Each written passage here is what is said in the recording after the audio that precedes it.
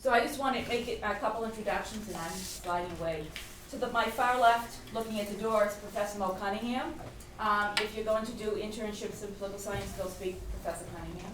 Okay. So in the middle is Andrew Tarsi. Andrew is the director of the EMK, Edwin M. Kennedy Institute for the Study of the Senate. He will speak first. And then our main guest speaker is Alan Frumin, who is the immediate past United States Senate Parliamentarian, who will then enlighten us on everything. And I'm now moving out of the way. Thank you so much, Professor Kasha, and all of you for being here. How many people have seen the construction site of the Edward M. Kennedy Institute up the hill? You're aware that there's a building being built. There's enough cranes around here to make it hard to see anything. But, so right up the hill on the way to the JFK Library, a brand new building. And I get to work there, as does Eric. So one of the things that we're doing is creating an educational program around how government works. And it's very participatory. So school groups will come in and actually do simulations of the United States Senate. The students will play roles and carry out some of the debates you've been studying or working on in your final projects. You could have the opportunity, if we collaborate, to develop a debate and all the different roles in the debate that need to happen and the different versions of the bill that need to be argued, and then come up and run that scenario and play those roles. We'll also have I call them jobs because they're for credit or pay, but the docents that will be throughout our building as tour guides, as facilitators of these student activities will come from the student body. So sometime later this year, you'll be made aware of the opportunities to apply for those roles. There'll also be a lot of internships in the organization. And finally, it'll be a very nice place for student events and activities. So we're intending to be a very big part of campus life. At the same time, let me tell you just a tiny bit about what it is physically. Because it was what Senator Kennedy wanted, we are creating the only recreation of the U.S. Senate chamber in the world. And it is not a miniature version or a taste. It's the whole thing, including the gallery around it, the desks, the rostrum where the presiding officer and the desk where the parliamentarian and the secretary of the Senate would sit, all of the detail in the building, except that it's going to be fully loaded with modern technology. So you'll be able to do a lot of things in there that frankly the Senate can't do in their more traditional chamber. And around the chamber will be a whole building's worth of digital and interactive exhibits about how the Senate works and how citizens can have an impact on government. And finally, we have a recreation of Senator Kennedy's office with all of the books and pencils and artifacts and art and furniture exactly the way it was when he left it. And it'll allow people to come in and talk about him and his legislative accomplishments and his career as well. But the mission is about learning, about studying our government, not about any one person. So it's not, he didn't want a place about his life. He wanted a place about how the country is supposed to get in one room and make good decisions. We know it doesn't always work that way, but that is the model. And so the question to us is not, can you complain about it, but can you have an impact on it? And that's kind of why we are there. I'm glad we're on campus so that you all can help us make it real and make it relevant. Okay, so that's my introduction.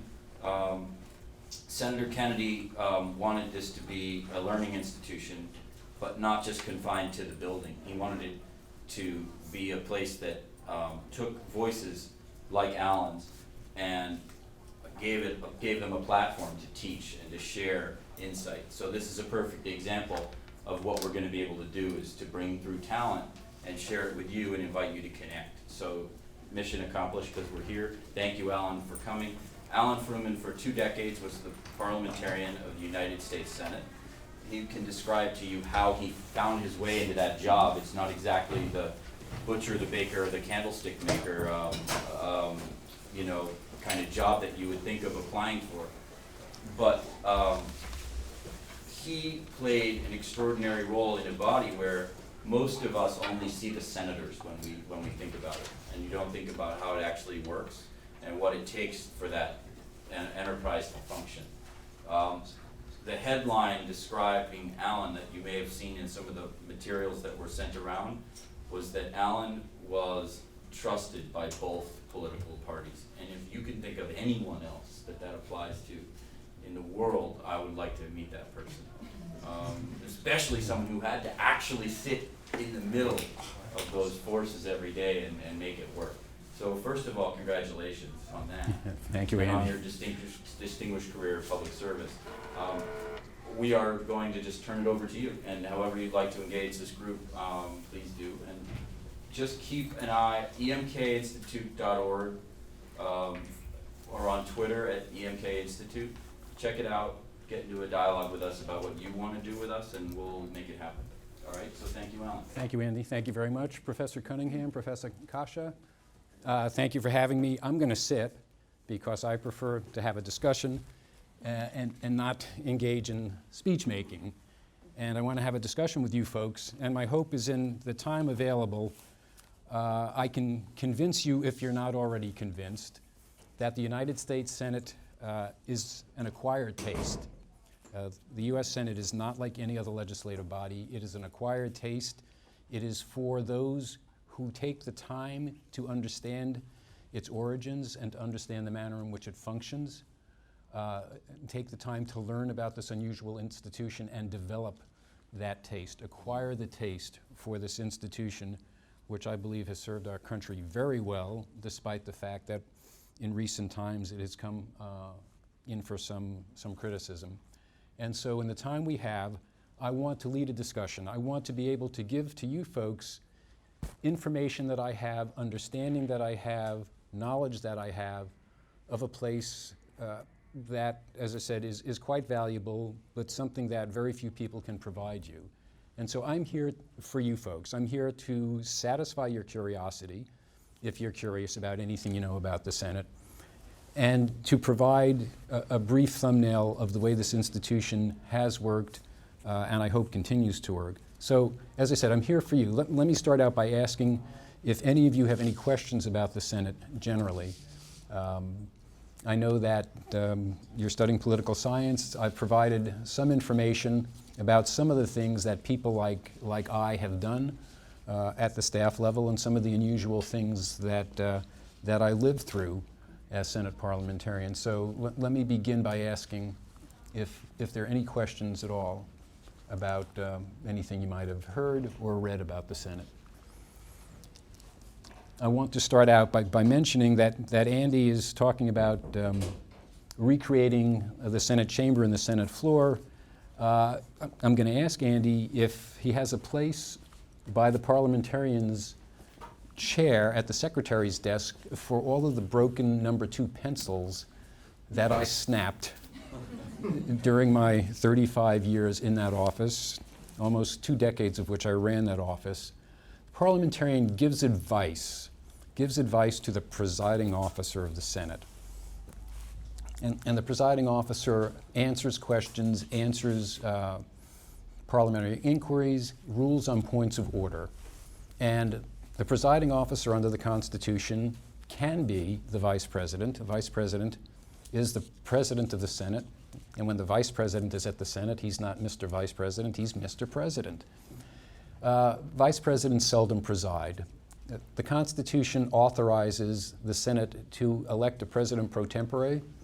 Any Latin scholars here? I'm not, but I'm told that pro tempore means for the time being.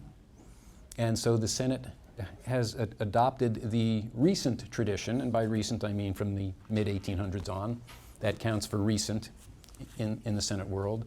The recent tradition is to elect the senior member in terms of, the most senior member in terms of service from the majority party to preside over the Senate. That currently is Pat Leahy of Vermont. So the vice president may preside, seldom does. The president pro tem may preside, does on occasion. Most likely the person who presides over the Senate is a junior member of the majority party. And Massachusetts currently has 2 junior senators very unusual for a state that had Senators Kennedy and Kerry for so long, for them now to be gone from the Senate and to have Elizabeth Warren and Ed Markey, is it? Is it Ed? Okay. He came over from the lower body, and so we never paid much mind to those folks. But now that he's a senator, I guess I need to know his first name. When you watch the Senate on C-SPAN 2, which I'm sure you all do every day, there you go, you will notice when the camera is on the presiding officer, it will most likely be somebody like that, like an Elizabeth Warren or an Ed Markey or other more junior members of the current majority party, the Democratic Party. None of these people, starting with vice presidents down through presidents pro tem and your junior senators, junior majority senators, have any background in Senate procedure. And some of them may have studied parliamentary procedure elsewhere. Some of them may know Robert's Rules of Order, and I'm always humored when people assume that the Senate uses Roberts. The Senate's been in business since 1789. Roberts came along, I think, in 1876. And it's always curious to me that people think that the Senate muddled along somehow without Roberts and then finally embraced his approach to parliamentary procedure. Well, the Senate embraces nobody's approach to parliamentary procedure, not even Thomas Jefferson. Thomas Jefferson, as vice president, addressed as Mr. President in that body, wrote a manual for parliamentary procedure. He never served in the lower body, of which I'm aware, so this manual presumably was not written for the lower body, it was written for the Senate. When I first went to work in the Senate in 1977, the Senate's manual, which contained the rules, as thin as they are, and other documents, did include Jefferson's manual, but it was there for historic purposes. It was not authoritative. We never looked at it when we answered procedural questions. And now I believe that the Senate manual doesn't even carry it. So, the Senate has developed its own world of process. And it's a very odd world of process, to say the least, I believe. People ask me about the standing rules. Here they are.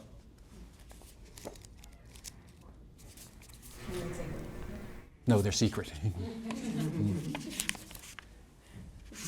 They're about 60, 70 pages long. Here, I dare you. Take a look. There'll be a quiz. Do you want to try? No! They're almost impossible to understand. As a matter of fact, early on, Senator Robert C. Byrd, who was the expert on the Senate rules and liked to torture, or that's probably the wrong word, he liked to test Senate parliamentarians. Some time ago, he threatened, mind you, to run the Senate by its rules. What a novel concept. And there we were scrambling around like crazy, like, oh my God.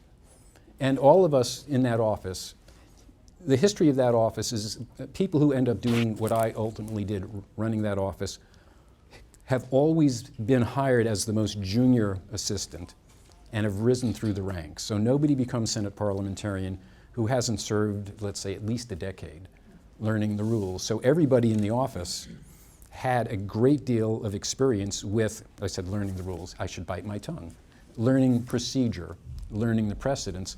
The rules are here, they are the foundation, they are the basic structure, and they do in most part, or in many parts, in many instances, go back to 1789. But they are seldom used.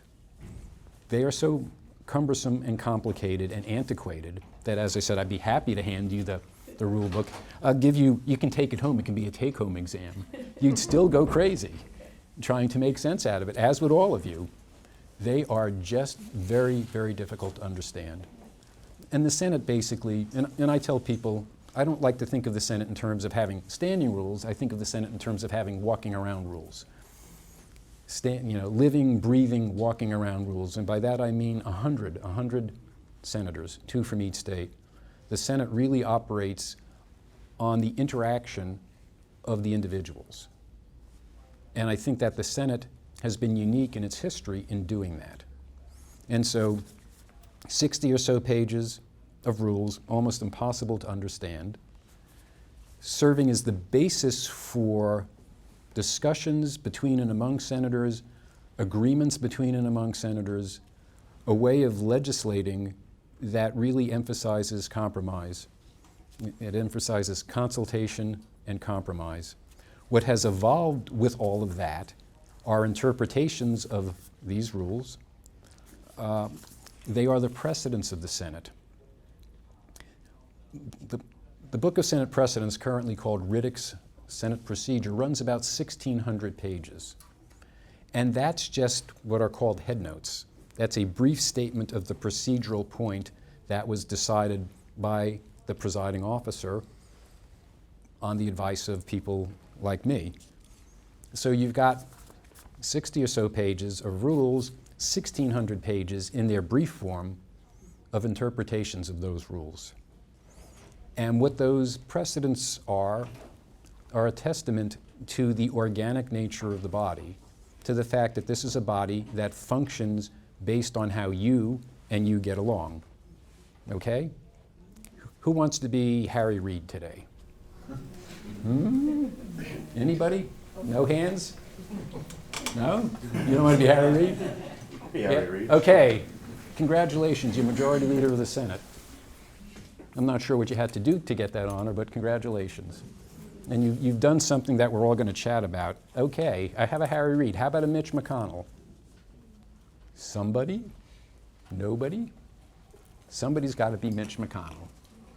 You want to be Mitch McConnell? Okay. You're the minority leader, although we don't call minority leaders in the Senate. They don't like that. Senator Robert C. Burr, he of the rules, was the majority leader at the end of a 24-year Democratic regime in the Senate. And he was used to being the majority leader. And when Ronald Reagan was elected president, the Democrats lost the Senate. Robert C. Burr was traumatized by that. He was now the minority leader, and all he wanted from the parliamentarians was to have us tell the presiding officers, who are now going to be all Republicans, not to address Robert C. Burr as minority leader. That was too painful. He wanted to be addressed as the Democratic leader. And we were happy to accommodate him, because if you're a Senate staff, you try to accommodate senators. And so Robert C. Burr was known as the Democratic leader from 1981 until 1986, when what happened? The Democrats retook the Senate in that election, and Senator Burr was once again the majority leader. He was so thrilled with that. Bob Dole, anybody remember Bob Dole? Ran for president in 1996. He had been the majority leader when the Republicans had the Senate. And the very first thing he did on the first day of that Congress, when the Democrats assumed the majority, he came up to me and said, "You know what? I don't want to be called the minority leader either. Would you please have your presiding officers address me not as the minority leader, but as the Republican leader?" So, sure. Once again, when you can accommodate a senator, you do. As Senate parliamentarian, you usually don't get the opportunity to make a leader happy or senators happy. For the most part, you make them unhappy. But that just goes with the territory. And so the Senate, if you hear the presiding officer will address you, kind sir, as the majority leader. Congratulations. And you are the Republican leader. Okay? Do you two get along at all?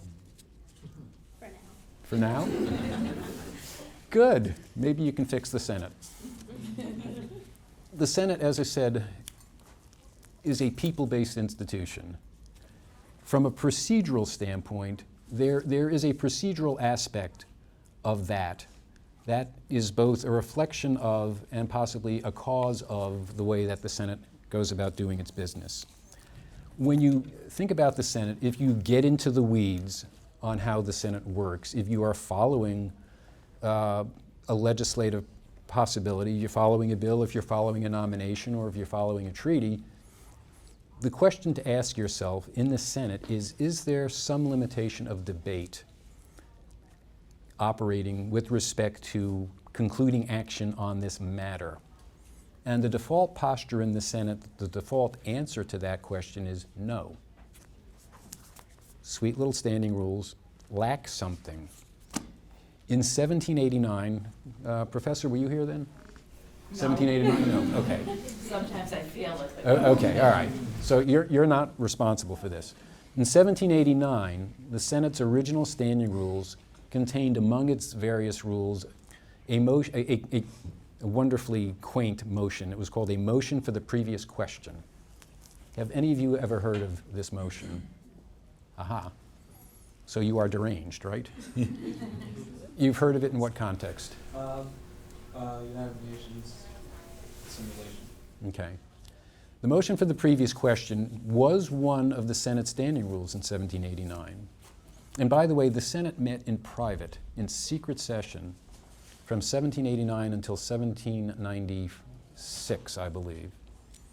So this unusual institution, designed by the Founding Fathers to be different and to be anti-majoritarian, to be a check on the abuse of an unchecked majority, this unusual institution took its selectiveness, its exceptionalness seriously, and didn't even allow the public to view its proceedings at the outset. Well, they opened the doors in 1796, but in 1806, 10 years later, they recodified the first set of rules, and the motion for the previous question, which is the motion that provides a majority the ability to compel action. Motion for the previous question, non-debatable motion decided by a simple majority. If you have such a motion, you can end debate. You can end debate at any time. Anytime the majority wants to end debate, you can do that. The Senate dropped the motion for the previous question in 1806. The scholars tell me that that was something that Aaron Burr recommended, and those of you who know your American history know that Aaron Burr killed Alexander Hamilton. So he killed Alexander Hamilton and he killed the motion for the previous question. I'm not sure which was the more significant event. From 1806 until 1917, there was no means in the Senate for a simple majority to compel action. There was no means in the Senate for anybody to compel action. Debate was unlimited, and there was no motion to end debate. I am told that the lower body still has the motion for the previous question, and the lower body works on majority rule. You have a simple majority. If you have a one-vote majority, you control the House of Representatives. That's not the case in the Senate. No motion for the previous question, no means by which a simple majority, I shouldn't say no means, no routine means whereby a simple majority can compel action. So how does the Senate work? The Senate works, as I said, by cooperation, consensus, consultation. Because it is difficult for the majority to compel action, the minority, everybody, the political minority, members of the individuals in the political minority, individuals in the majority are empowered. They are players. From the day a senator raises his or her hand to take the oath of office, they are a player. They get to make your life miserable, Mr. Republican leader, Madam Republican leader, Harry. They get to make your life miserable as well. You're their leader, but they all have a veto. They can all say no. They can say no to you, but you're the majority leader, and for the most part, they want things to progress. You, on the other hand, you're happy to say no. Even when you want to say yes, there are members of your caucus that don't want to say yes. And you can imagine how difficult this is to run a legislative body that way. Now, I came to work in the Senate in 1977, having worked for that other body where the majority ruled, and I kind of thought that that made sense. I said that the Senate is an acquired taste. It was a taste that I was yet to acquire. But when somebody is welcoming you into their little institution, and they talk to you about how it works and how it has worked and how it had worked for almost 200 years at that time, and when you get to see how it works, when you get to talk to people who you wouldn't talk to if they were in a minority that had no privileges, no ability to affect the legislative product, in any legislative body, those people basically have no say. their votes aren't necessary, and if their votes aren't necessary, their opinions are disregarded. That wasn't the Senate. I got to deal with people in the Senate, both in terms of senators whom, shall we say, I was not predisposed to think highly of, and their staffs, and likewise I was not predisposed to think highly of a lot of them as well. But because the Senate empowers everybody, I had to, as did senators, as did their staffs, I had, and we all had to deal with people we would otherwise disregard. And you know what? You can learn something from people who disagree with you. I don't know if you like to have fights with your friends. Do you have disagreements with your friends? Yeah, quite often. Okay. Are you smarter than they are, or are they smarter than you? I'm fairly smart. Good. Okay. Is there somebody out there with whom you disagree who's pretty smart? Yeah, my sister. Is she smarter than you? Yes. Ah, okay. That's the Senate, right there. You disagree with her, she's smarter than you. She's your sister, you have to listen to her, right?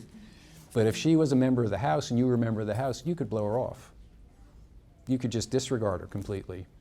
If you were both senators, you would have to listen to her, even if she weren't your sister. To me, that's the beauty of the Senate. That's the beauty of how the Senate has operated for more than 200 years. They're all stuck with each other. Whether you like them or not, whether you agree with them or not, everybody has a certain level of power. And Harry, we're going to discuss what you did a couple of weeks ago and see if that alters this balance. The need for everybody to participate, the need for consent, is paramount in the way the Senate operates. Now, I tell people, again, that there are three modes of operation in the Senate, and here I'm going to get somewhat personal. Because these are so complicated or impossible to understand, and because the precedents are 1,600 pages, and the Senate, over the years, has attempted to operate by vast consensus, by what's called unanimous consent. As I said, if you watch the Senate, you may hear I ask unanimous consent that the Senate do X, Y, and Z. That's a routine mantra on the Senate floor. Over the years, and that's used for everything from deciding the convening hour, the time the Senate goes out, whether there's a recess, et cetera, to more important matters such as who gets to offer an amendment, when can the amendment be offered, what bills get considered, what nominations get considered. Unanimous consent is the first mode of Senate operation. And in 1977, it was a very common mode of operation. Everybody gave a little something to get a little something. And so it wasn't hard, Harry, when you went to Mitch and said, can we get consent to take up the following bills? I want to take up the farm bill, I want to take up the transportation bill, and possibly a nomination in between. Mitch, congratulations. You very often said, I'll get back to you, I'll talk to my people, and you get back to him and say, yes. You've asked consent for us to go to 5 bills and 3 nominations. Well, how about 2 bills and 1 nomination? It's the best I can do, but usually she got to yes. It wasn't always yes to everything, but it was yes to something. And the Senate would operate that way. Unanimous consent to do the following things, and usually unanimous consent when it's legislation that's subject to amendment, unanimous consent that your amendment be called up, your amendment could be called up, you might have an amendment to her amendment. The unanimous consent agreement would arrange all of that. Everybody is basically agreeing that that's the structure. And for parliamentarians, I like to think of that as code yellow. In other words, everybody's on board. It's just a question for the poor ink-stained wretches that have to interpret all of this to understand the various nuances of these different unanimous consent agreements. And so that usually wasn't that hard.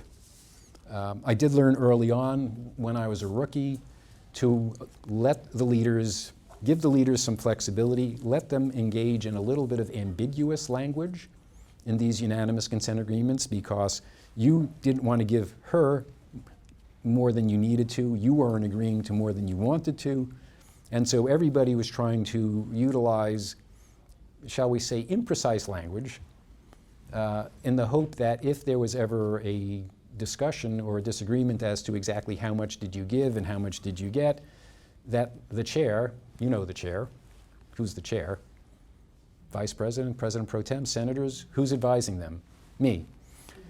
The hope was that that you would convince me to see it your way, you would convince me to see it your way. When I was a rookie and didn't know any better, there was this massive unanimous consent agreement to deal with Alaska and millions of acres of land in Alaska, what is now known as the Alaska Lands Act.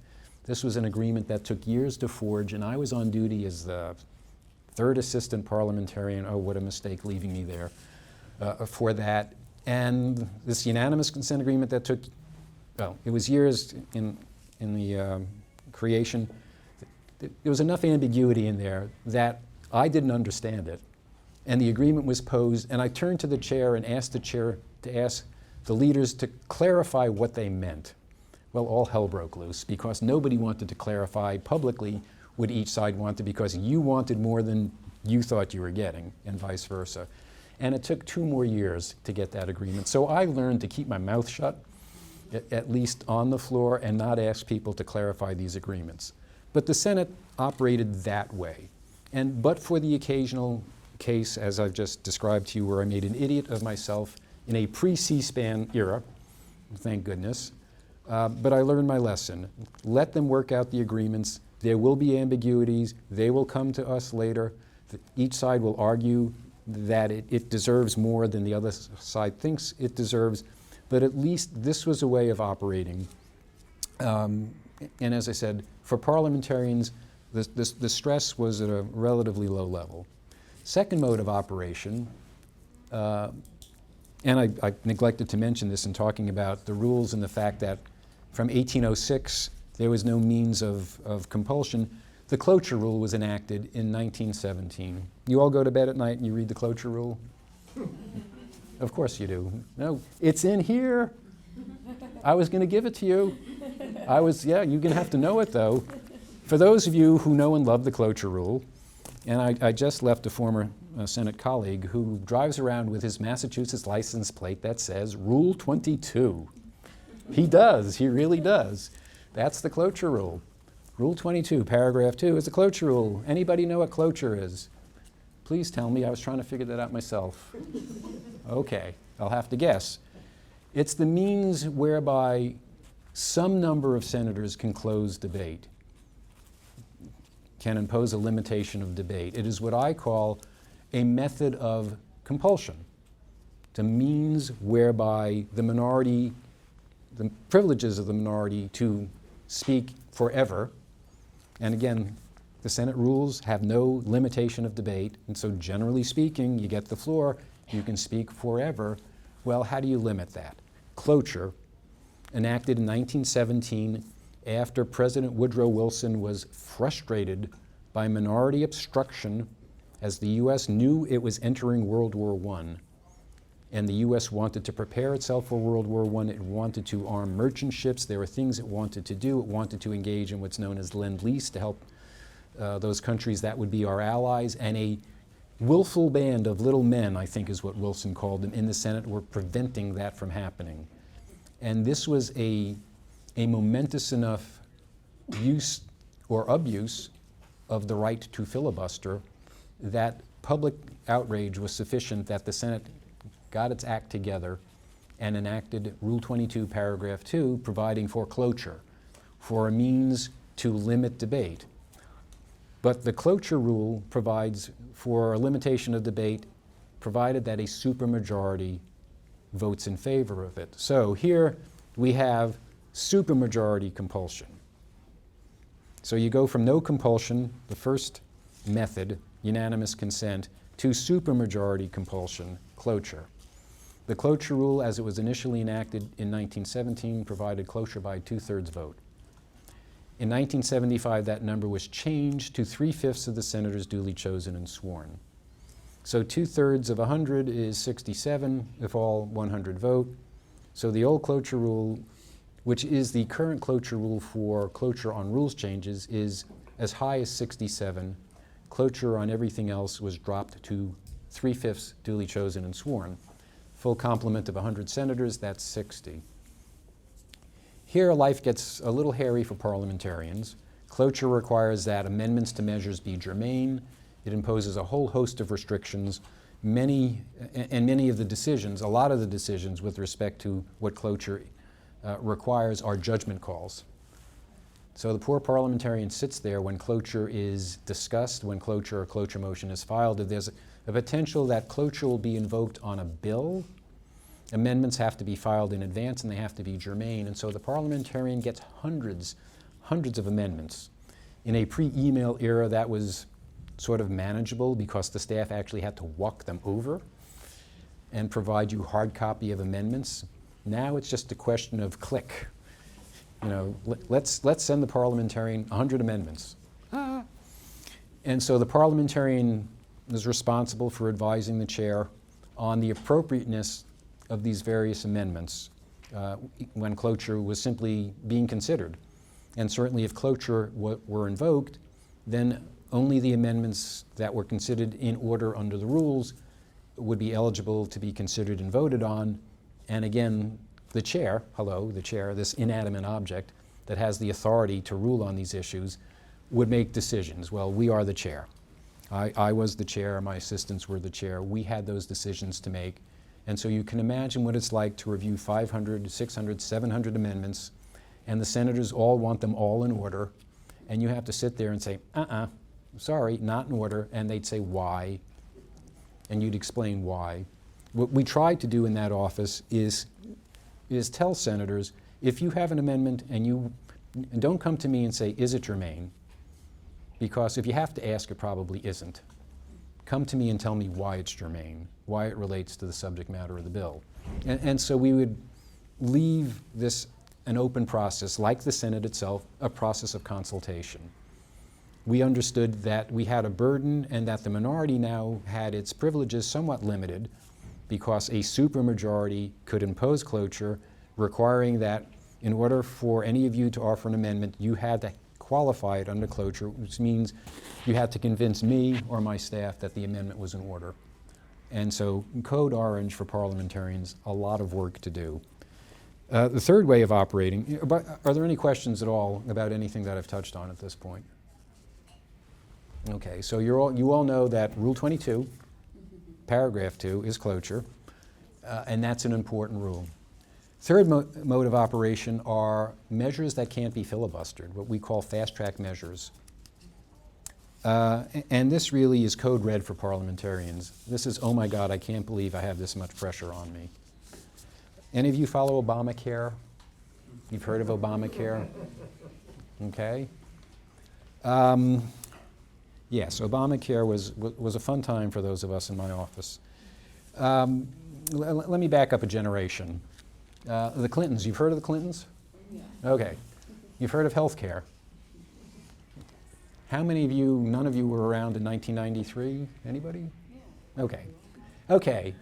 Bill Clinton was elected in 1993. Hillary Clinton was going to lead the charge for health care reform. Did you know that? Okay. The Senate has a process, a budget process, that creates measures that can't be filibustered. It creates budget resolutions which can't be filibustered, and they establish the predicate for and the guidelines for bills that spend money and bills that raise taxes, basically. And this process, there was an afterthought in this process called reconciliation.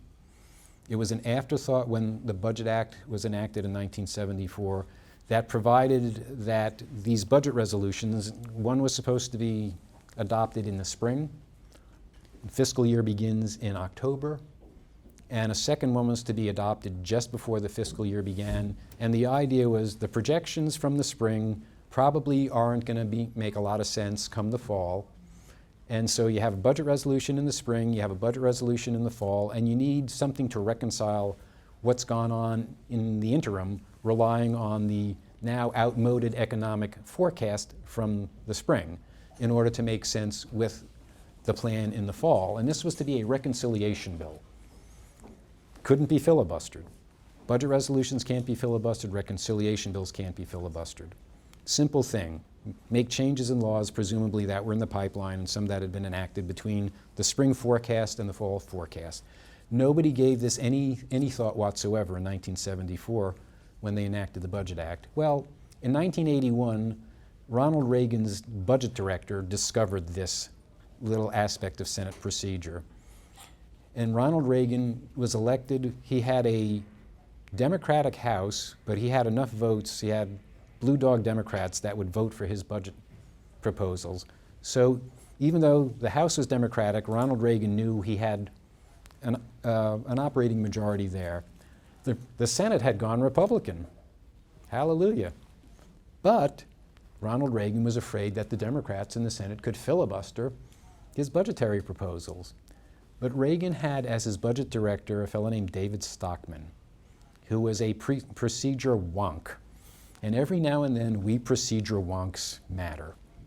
And he was a procedure wonk. He had served on the House Budget Committee and was now brought in by President Reagan to be his budget director. And Stockman looked at the reconciliation process in the Senate and he said, aha, this is a way to get around a possible Democratic filibuster.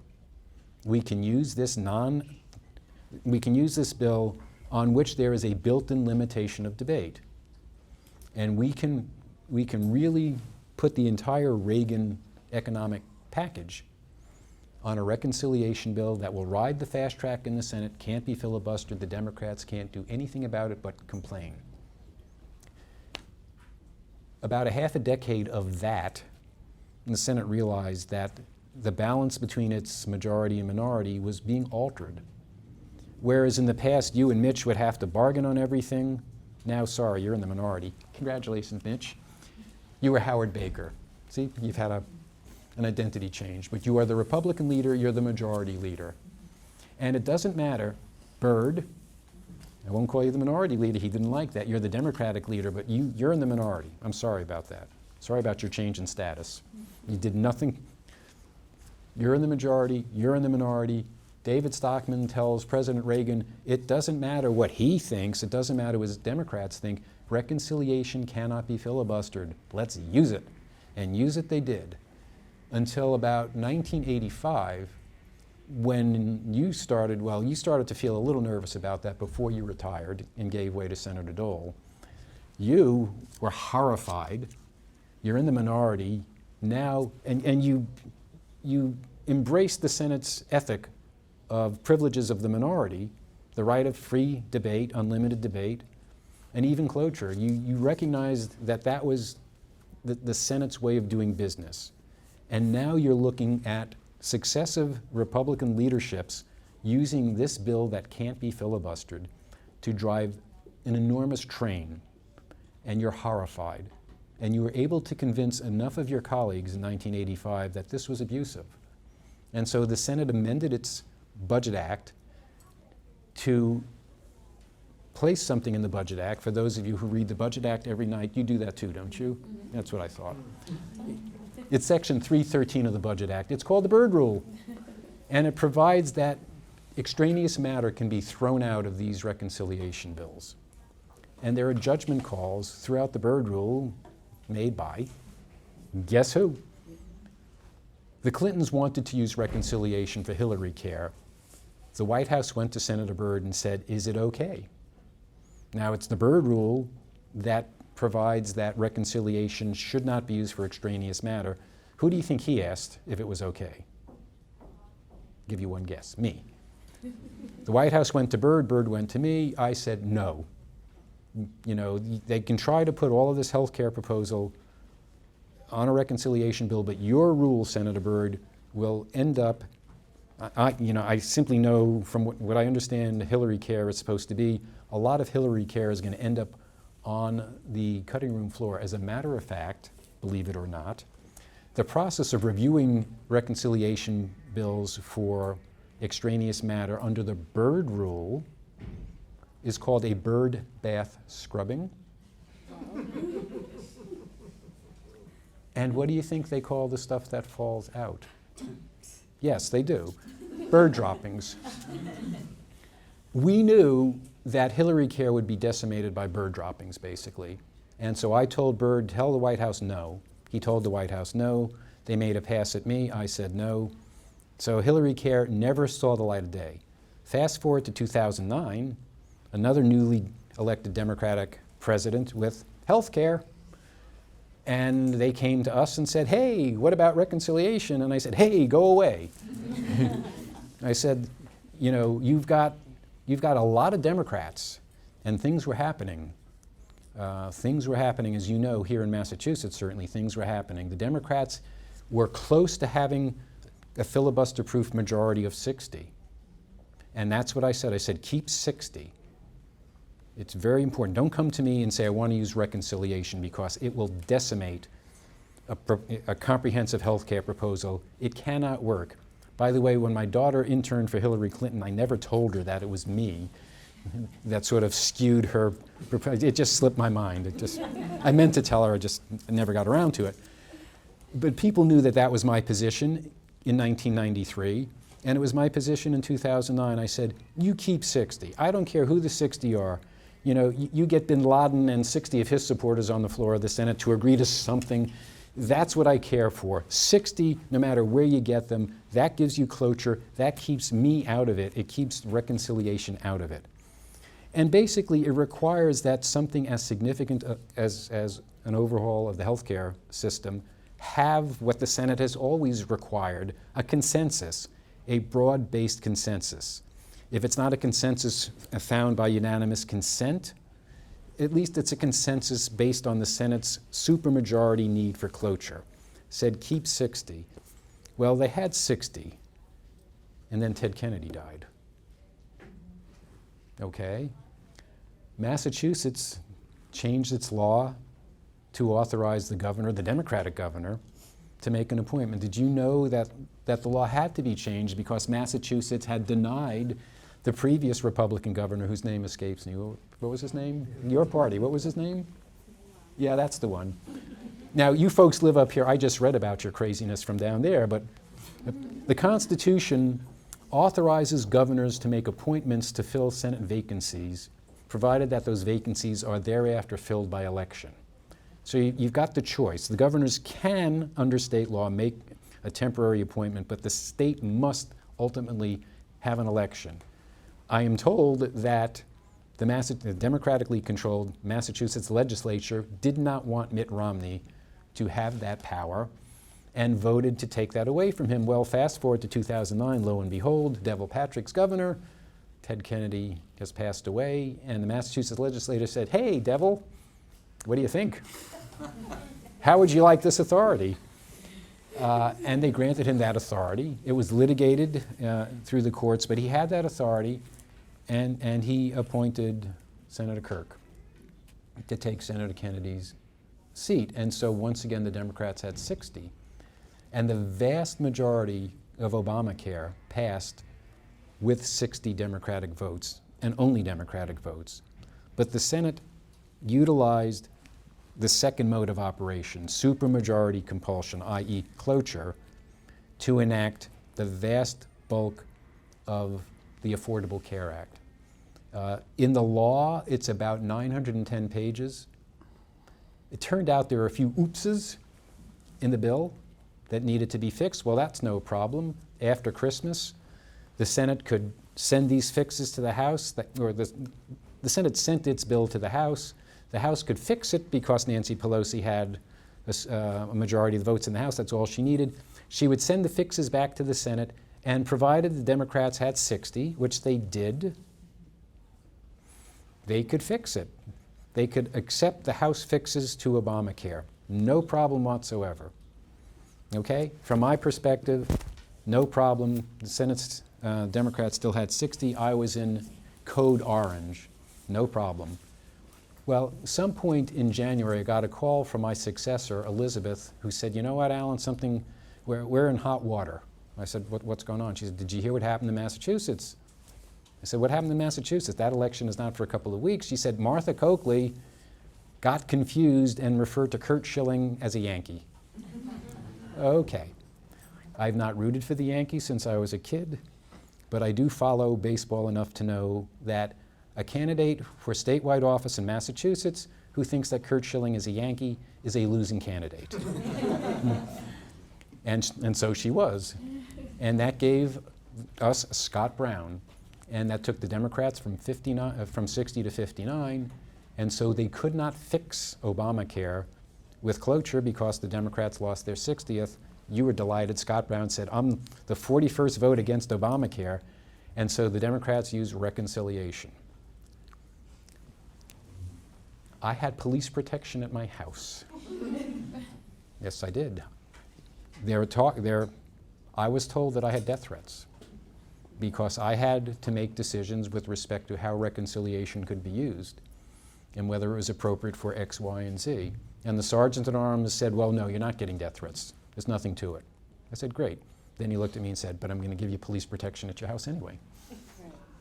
So, poor little Senate staffer, flying under radar, as people who do what I do are supposed to, the use of procedure, the balance of power between majority and minority, and the way that that works, put me in that posture.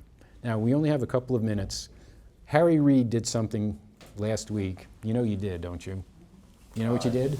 I forget exactly. You forget what you did. You see, you want to disavow it already. The Republicans were filibustering virtually everything, according to the Democrats. And the Democrats felt they'd gone too far. Harry Reid pushed what was referred to as the nuclear button, detonated the nuclear option, and basically used a ruling of the chair or a point of order to, in essence, do away with the filibuster for all nominations except Supreme Court nominations. Those of us who follow the Senate and know the way the Senate has worked knows that you and you have to get along, whether you want to or not, knew that the Senate has operated based on the consent of the governed, not on compulsion, and that what Harry Reid did using procedure was to take away from the minority privileges that they've had for years. Reid believes that those privileges were abused. I believe that those privileges had gone too far. I'm not pointing fingers at the Republicans as being solely responsible for going there. The Republicans say the Democrats went there as well. But what in essence has been an implicit contract between Senate majorities and minorities, Senate majority has said to you, minority leader, we don't call you that you and your people have the privilege of obstructing. The rules do not compel you to act, generally speaking. You have the privilege to say no. You can say no to this, that, and the other thing. And you decided that not only was she and her cohorts saying no to this nominee and that nominee, they started to say no to all nominees. And I do think that the Senate was in a crisis situation. I do think that the minority had gone too far and that something had to be done. And Senator Reid decided to do something in a very precipitous manner. And it remains to be seen, going forward, whether or not the Senate, having done this, whether this will be an exception to the mode of the Senate, where the Senate operates by cooperation and consensus, and where everybody is a player, even if you're in the minority, whether or not that mold is broken. History will tell us. And my hope is that the Kennedy Institute will educate people like you folks and students who come after you as to how the Senate has operated for 200 years and how the Senate is operating at any particular time. And it's going to be exciting to figure that out, because it is possible that we've reached a turning point and that the old way of doing things will no longer be the way of doing things. I sincerely hope that that's not the case. As I said, the Senate is an acquired taste. I acquired it early on and kept that taste for 35 years. I do not want to see that model of the Senate, as inefficient as it is, I don't want to see that model cast aside. To me, the Senate, with the consent of the governed, is the quintessential American institution. And right now, the balance is up in the air somewhat. Any questions? I know our time is short. I know some have classes at 1. Supposedly the class is not coming in after us, but there seems to be bodies out there. I was told they weren't meeting, but I want to thank you very much, Alan. Some have